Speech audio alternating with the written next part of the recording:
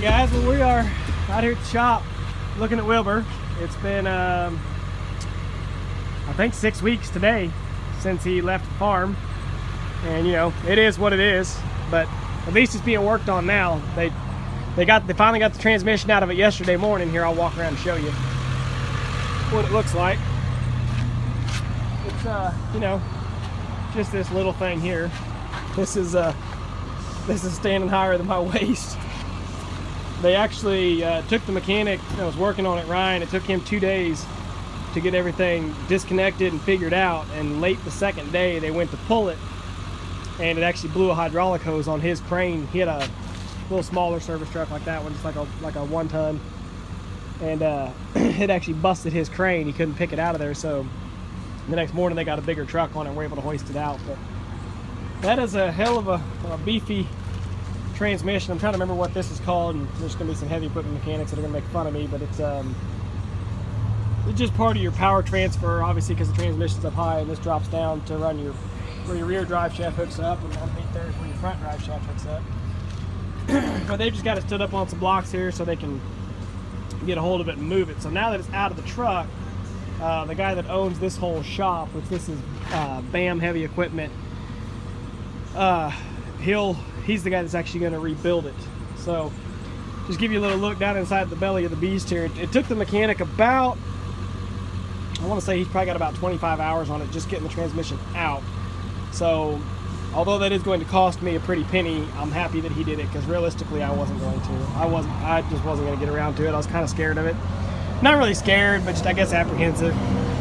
So yeah, it's a pretty big hole down in there, and a pretty big pile of garbage. There's so much debris in there. I mean, just laid in there, packed and caked in there with mud. But those belly pans, talking to Ryan, he said those belly pans are welded in. Almost, and he said they look like good factory welds. He said I couldn't drop the belly pans to get under it. So that'll be another part of it. They'll have a guy get under here and get this all cleaned up, since it's open. And the other thing is, I'll have them get under here and look if we can, because it's got it leaks engine oil. I think it's probably just the pan seal, because it never really runs out. It just drips down a little bit and goes low. But if we can get that fixed while the truck is opened up and is here, we probably will. But the priority obviously was to get the transmission out so that it can get fixed like it needs to. But yeah, pretty impressive as far as just, I mean, the sheer size of things on these gears. I'm not gonna lie, I don't know what all this stuff does, but that's actually really clean. That's actually really in good shape considering how old this truck is. It looks brand new inside that housing. I guess it was all in a, you know, oil bath of some sort. But yeah, that's nice and slick, shiny. The gears aren't stripped off. I don't see any broken teeth. That looks really good, actually. But yeah, I don't know enough about it to tell you guys, to be honest with you.